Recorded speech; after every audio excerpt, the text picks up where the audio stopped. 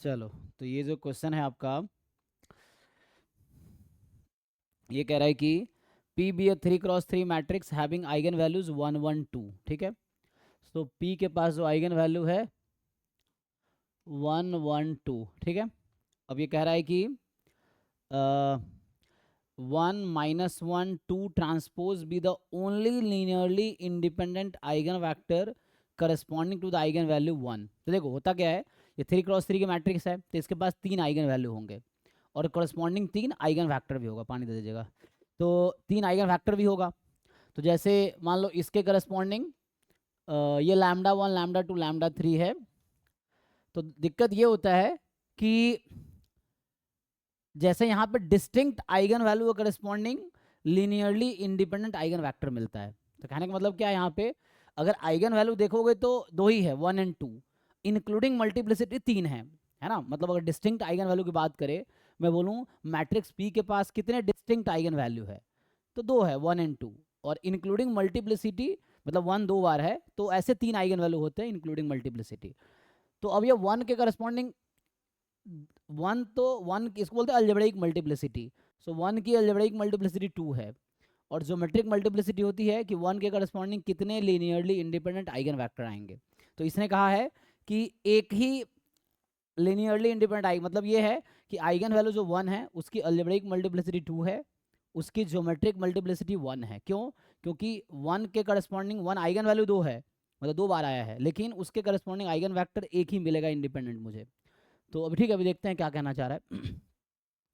तो आगे कहना चाह रहा है कि if the adjoint of the matrix 2p, so if the adjoint of the matrix 2p is denoted by q। अच्छा, तो q जो है, ये क्या कहना चाह रहा है, q जो है ना, q है एडजॉइंट ऑफ 2p। ठीक है, ये नोटेशन है।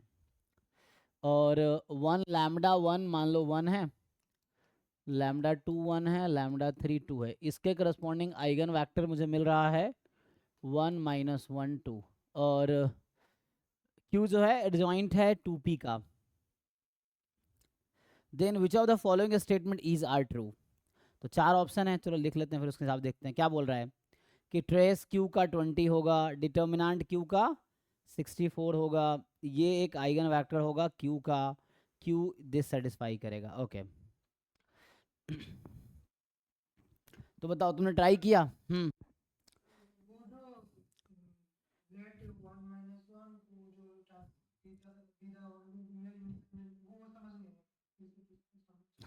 आइगन वेक्टर आइडिया है ना आपको, पहले से थोड़ा बहुत जानते हो कि नहीं? अभी मैं रैंक पढ़ा रहा था ना कुछ दिन पहले, अभी जब रैंक में हमने ये टर्म यूज़ किए थे ना कि maximum number of linearly independent row is equal to rank of the matrix, है ना। Maximum number of linearly independent column is the rank of the matrix, यही था। तो उसमें क्या है, मैं बोल रहा हूँ 1 की आइगन वैल्यू यहाँ पे मल्टीप्लिसिटी 2 है ना, 2 बार आया ना, तो हो सकता है इसके करस्पॉन्डिंग एक ही इंडिपेंडेंट आइगन वेक्टर मिले, या हो सकता है कि इसके करस्पॉन्डिंग 2 इंडिपेंडेंट आइगन वेक्टर मिले। सो मतलब आइगन वेक्टर कैसे निकालते हैं, ए माइनस ये पी मैट्रिक्स है, तो ये हो गया P v is equal to lambda v, जिसको अगर ठीक से लिखोगे so P minus λ1 into I times v is equal to 0। ठीक है, सो इस इक्वेशन को सॉल्व करेंगे ना, तो जो भी की वैल्यू निकल के आएगी वो आइगन वेक्टर है। या इस इक्वेशन को सॉल्व करेंगे, λ1 तुम्हारा है ना 1 है, λ1 λ2 सेम ही है, तो इसको सॉल्व करोगे तो इसके जो सॉल्यूशन है वो एक ही सॉल्यूशन निकल के आएगा, लिनियरली इंडिपेंडेंट सॉल्यूशन एक ही आएगा इसके पास। So this will have only one linearly independent solution, ये चीज़ है। तो क्या कहना चाह रहा आगे, तो ये तो तुम्हें कहना चाह रहा है कि इसमें हो सकता है, देखो कुछ मैट्रिक्स में ऐसा हो सकता है कि 2 लिनियरली इंडिपेंडेंट आइगन वैल्यू है, एक ही आइगन वैल्यू होता है, आइगन वैल्यू निकाल के देखो तब समझ आएगा। तुम्हें पी मैट्रिक्स यहाँ पता ही नहीं है तो कैसे निकालोगे, लेकिन तुम्हें बाकी प्रैक्टिस किए होंगे तो उससे तुम्हें समझ आएगा कि क्या होने वाला है ना। बाकी अगर तुमने क्वेश्चंस प्रैक्टिस किए होंगे तो उसके लिए तुम्हें बेसिक वीक है। अगर तुम नहीं समझ पा रहे हो कि इसका क्या मतलब है, तो पहले वैसे क्वेश्चंस करो, कुछ कुछ मैट्रिक्स उठाओ, उसकी आइगन वैल्यू निकालो, उसकी आइगन वेक्टर निकालो, है ना। तुम निकाल के देखो कि क्या आइगन वेक्टर आता है, कितने लिनियरली इंडिपेंडेंट आते हैं। डिपेंडेंट इंडिपेंडेंट पता ही है तुम्हें, तो देखो इसके पास कितने सॉल्यूशन आएंगे इस इक्वेशन के। पी कोई ऐसा मैट्रिक्स तुम अभी मान लो अपने एग्जांपल के हिसाब से जिसकी आइगन वैल्यू 1 1 2 हो, तुम देखो आइगन वेक्टर निकाल के क्या होता है, तो एक्सपेरिमेंट कर सकते हो। अभी मैं क्वेश्चन सॉल्व कर देता हूँ क्योंकि टॉपिक मैंने पढ़ाया ही नहीं है, तो तुम्हें अभी डाउट है ना, तुमने अगर सॉल्व किया तो ठीक है, बट जब मैं पढ़ाऊंगा तब बताऊंगा आगे। तो बाकी इसमें ये कहना चाह रहा है एडजॉइंट है, तो बताओ एडजॉइंट 2p है, क्यू जो है एडजॉइंट है 2p का। अगर मैं 2p के डिटर्मिनेंट से दोनों तरफ डिवाइड कर दूं तो क्या हो जाएगा?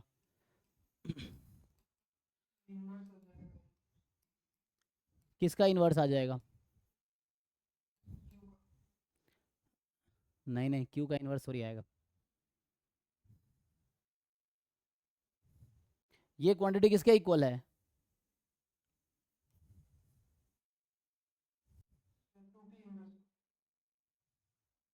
हाँ वही बोल रहा हूँ। सो ये 2p मैट्रिक्स का इन्वर्स है एक्चुअली। तो इसको तुम अगर क्रॉस मल्टीप्लाई कर दो तो 2p का डिटर्मिनेंट इंटू 2p इन्वर्स, तो q इनडायरेक्टली समझो ये है 2p मैट्रिक्स का डिटर्मिनेंट भी है और इंटू 2p इन्वर्स है, तो ये एक नंबर है, ऐसा है समझो।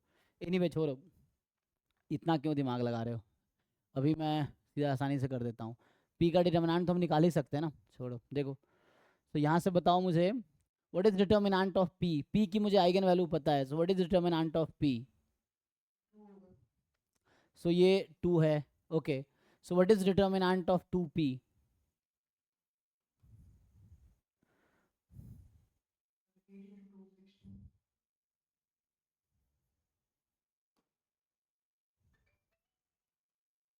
ठीक है ना, 16 हो गया। तो मैं ये कह रहा था 16 से डिवाइड कर दो इसको, तो इसमें क्या करो, तुम इसको लिख सकते हो 16 टाइम 1/16 एडजॉइन 2p, तो कितना हो जाएगा 1/16 एडजॉइन 2p, ये 2p का इन्वर्स हो गया। तो इसको 2 को तुम बाहर भी कर सकते हो, 2p का इन्वर्स है ना मैट्रिक्स में, सो 2 मैट्रिक्स अगर मैं बाहर करूंगा तो क्या होगा?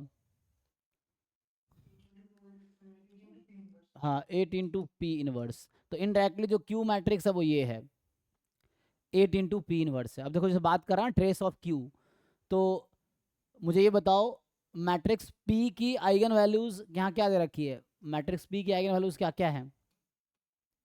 जो पी की आइगन वैल्यूज है 1 1 2, तो पी इनवर्स की आइगन वैल्यू क्या क्या है?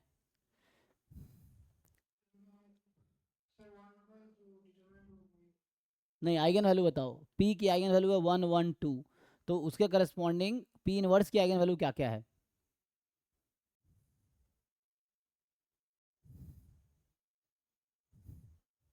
ये प्रॉपर्टी है, थ्योरम है ना, तो क्या होगा, क्या क्या होगा, 3 तो होगा, वो क्या क्या होगा?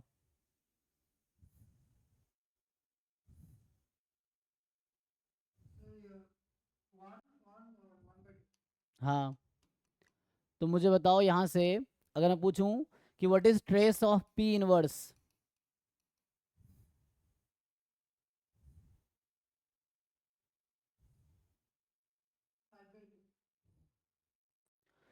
सो 5/2।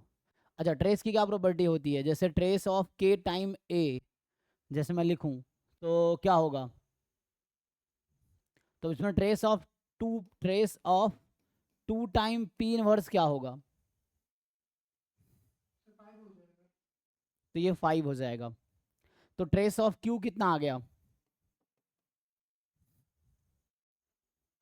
क्यू क्या था, 2 पी इनवर्स ही था ना, सॉरी 8 पी इनवर्स था, ओ सॉरी, तो यहाँ से 8 पी इनवर्स की वो क्या आएगी trace, trace of 8 P inverse, हाँ 20 हो जाएगा। सो इसका मतलब है ट्रेस ऑफ क्यू मैट्रिक्स कितना आ गया?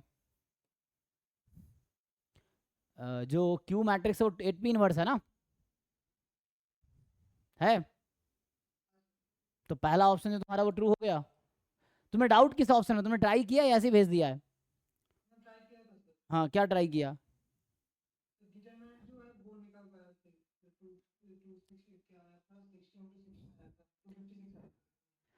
तो यहाँ से अगर मैं डिटर्मिनेंट लगा दूं, सो डिटर्मिनेंट p का 2 है, so what is determinant of p inverse?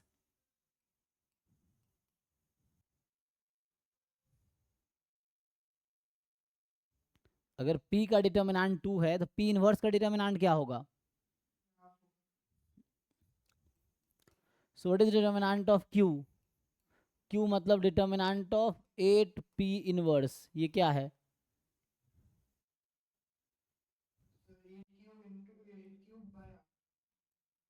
कितना आ गया ये?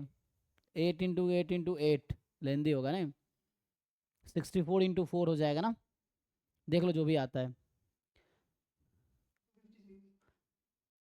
सो ये तो मतलब बी ऑप्शन गलत है इसका मतलब, है ना। तो ए ट्रू है, ये ए ऑप्शन था तुम्हारा, तो ए ट्रू है, बी फॉल्स है, क्योंकि तुम्हारा बोल रहा है क्यू का डिटर्मिनेंट 64 आएगा। अब डी पे आ जाओ, डी कह रहा है Q Q will be this, okay. तो क्यू की आइगन वैल्यू कितनी है? What is eigen value of Q?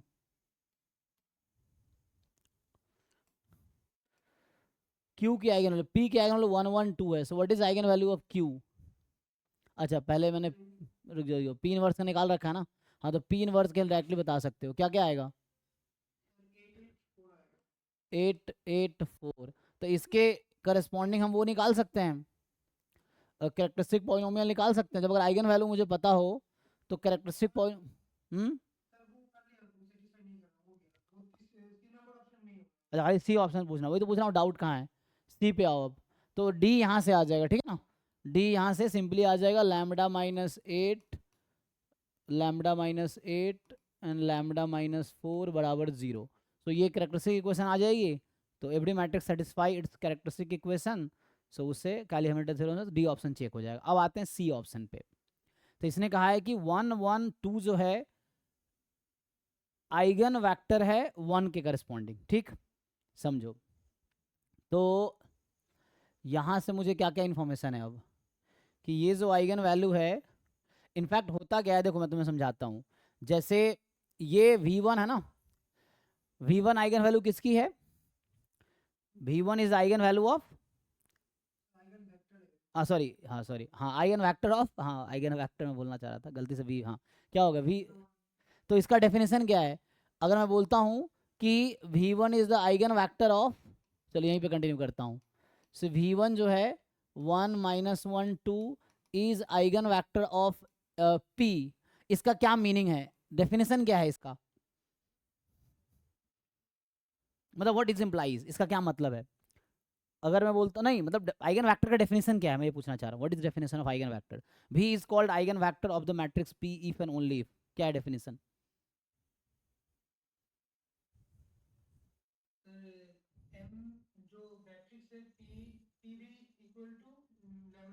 यहाँ लिखा हुआ है, तो यही डेफिनेशन है, इसको कंटिन्यू करते हैं, देखो। So P v is equal to λ1 भी, तो इसका ये डेफिनेशन है। तो यहाँ से अगर मैं P इनवर्स V निकालूंगा तो कितना आएगा? एक्चुअली आएगा 1/λ1 V आएगा एक्चुअली, ठीक है ना। जैसे हम यहाँ बोलते हैं, मैं बोलता हूँ ना P की आइगन वैल्यू 1 है, तो P इनवर्स की भी 1 होगी। तो यहाँ से तुम P इनवर्स V जो होगा वो क्या होगा? 1/λ V होगा। ये प्रूव करना भी आसान है दोनों तरफ, है ना। तुम कुछ नहीं है, वो एक यहाँ λ लिख दो, उससे हो जाएगा। P इनवर्स मल्टीप्लाई कर सकते हो तुम। सो P इनवर्स ये हो जाएगा। अब मैं अगर बात करूँ 8, ये V1 है ना, V1 या V बात करो, λ1 V1 मान लो, 8P inverse V1 is equal to क्या हो जाएगा? तो λ1 तुम्हारा 1 है ना, ये जो eigen V1 is the eigen vector corresponding to which eigen value? 1। So means ये हो गया, तो ये λ1 एक्चुअली 1 है, तो मैं इसको 1 कर देता हूँ। ये जो मैं यहाँ कहना चाह रहा था देखो, करस्पॉन्डिंग टू 1, तो इसका मतलब था PV1 is equal to 1 time V1। So P inverse V1 ये जो होगा 1 का इनवर्स करोगे 1 ही आएगा, 1 time V1। So 8P inverse V1 is equal to कितना? 8V1। तो इसका मतलब ये हुआ कि जो V1 है ना, वो 8P इनवर्स की भी आइगन वेक्टर है। In fact V1 is the eigen vector of P inverse Q, ठीक है ना, क्योंकि 8P इनवर्स ही Q था ना। अब प्रॉब्लम ये, तुम्हें ऑप्शन में क्या किया है, ऑप्शन में क्या किया इन्होंने, 2 टाइम कर दिया है ना। तो मैं अगर दोनों तरफ 2 से मल्टीप्लाई कर दूं, कोई प्रॉब्लम है? 8P inverse into 2V1 is equal to 8 time 2v1। In fact एक थ्योरम है, मैं बता देता हूँ डायरेक्टली। यहाँ से तुमने क्या डिसाइड किया, यहाँ से डिसाइड हुआ कि 8p इनवर्स की आइगन वैल्यू तो 8 है, वो तुमने यहाँ भी बता रखा है, और उसके करस्पॉन्डिंग जो आइगन वेक्टर है वो v1 है। अच्छा, कोई अभी तुम पूछा था लीनियरली इंडिपेंडेंट क्यों लिखा हुआ है, अगर v1 आइगन वेक्टर है सो v1 का मल्टीपल कुछ भी ले लोगे तो वो भी आइगन वेक्टर होगी, ये रिजल्ट है, ठीक है ना, क्योंकि वो लीनियरली डिपेंडेंट ही होगा। तो जैसे तुम्हारे पास 1 1 1 माइनस 1 2 था, इसने डबल कर दिया जस्ट, तो क्या कर दिया 2 माइनस 2 4, तो ये भी ऑप्शन ट्रू है। सो मतलब कोई आइगन वेक्टर के करस्पॉन्डिंग मल्टीपल, कोई भी आइगन वेक्टर उसके मल्टीपल कोई भी आइगन वेक्टर ले लो तो वो भी आइगन वेक्टर होगी। उसकी लॉजिक सिंपल है कि तुम अगर मल्टीप्लाई कर दो कोई इफेक्ट नहीं पड़ रहा है यहाँ से। 8p इनवर्स v, कुछ नया नाम दे दो, v3 बराबर 8v3 ऐसा समझ लो, तो मैंने 2v1 का नाम v3 रख दिया, तो ये डेफिनेशन के अकॉर्डिंग ये q है, q v3 is equal to 8v3। इसका मतलब है कि 8 is the eigen value of q and v3 is the corresponding eigen vector. हो गया, तो ये सी ट्रू है। तुमने चारों पार्ट डिस्कस कर दिए, ठीक है। हाँ, कुछ पूछना है तो पूछो, वरना बाकी लोग डाउट पे आते हैं। सो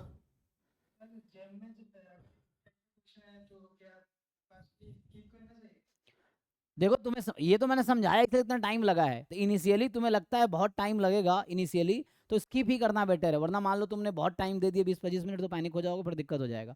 तो इनिशियली तुम्हें लग रहा है कि बहुत टाइम लगेगा तो यू कैन स्किप, और बाद में देखो पहले उन क्वेश्चन को टारगेट करो जो विद इन 1-2 मिनट सॉल्व हो जाए। ऐसे बहुत सारे क्वेश्चन रहते हैं ना, स्टेटमेंट बेस्ड हो गया, या डायरेक्ट फॉर्मूला बेस्ड है, या डेफिनेशन बेस्ड क्वेश्चन है, तो एक बार क्वेश्चन रीड करो, जस्ट रीड करके आगे बढ़ते हो, जो लगे तुम्हें 1-2-3 मिनट में कर सकते हो उस समय कर लो, नहीं तो अभी के लिए स्किप करो। Once you complete the paper, अब उन क्वेश्चंस पे आओ, वहाँ जरूर नहीं वापस आना पड़ेगा, तुम्हारे पास वहाँ ऑप्शन रहता है, तुम डायरेक्टली तुम मार्क फॉर रिव्यू कर सकते हो उन क्वेश्चंस को, है ना, रेड कलर से होता है या वो जो भी दूसरा कलर होता है, तो उससे तुम मार्क फॉर रिव्यू कर सकते हो, बाद में सीधा उस पर क्लिक करो, जाके उसको सॉल्व करो। जो तुम्हें लगता है सॉल्व हो जाएगा लेकिन टाइम लगेगा, तो उसको अभी के लिए मार्क फॉर रिव्यू करके आगे चले जाओ। एक बार पेपर फिनिश कर लिए, मतलब पूरा अटेम्प्ट कर लिया सारे क्वेश्चंस, अब वापस उन क्वेश्चंस पे आओ जो तुम्हें लगता था हो जाएगा लेकिन टाइम लग सकता है, तो अब उनको सॉल्व करो। देन एक बार वो हो जाए, बाद में उन क्वेश्चन को अटेम्प्ट करो जो तुम्हें लगता नहीं होगा एंड में। वैसे नहीं तो प्रॉब्लम क्या होती है, शुरू मान लो ये तुमने सॉल्व किया, अब तुमने आधे घंटे इसी पे लगा दिया एग्जाम्पल के लिए, तो आधे घंटे बहुत ज़्यादा टाइम होता है, फिर भी अगर नहीं हुआ तो फिर तुम्हें लगेगा तुम्हारा एग्जाम गया, है ना, तो उसमें बहुत लॉस हो जाएगा। ये चीज़ें तो स्किप कर सकते हो चाहो तो, लेकिन सीख लोग, स्किप करने की जरूरत नहीं पड़ेगी। एनीवे चलो नेक्स्ट, तो किन का डाउट है नेक्स्ट? हाँ जी अमन बताओ, तो मैं कहाँ पे था, तो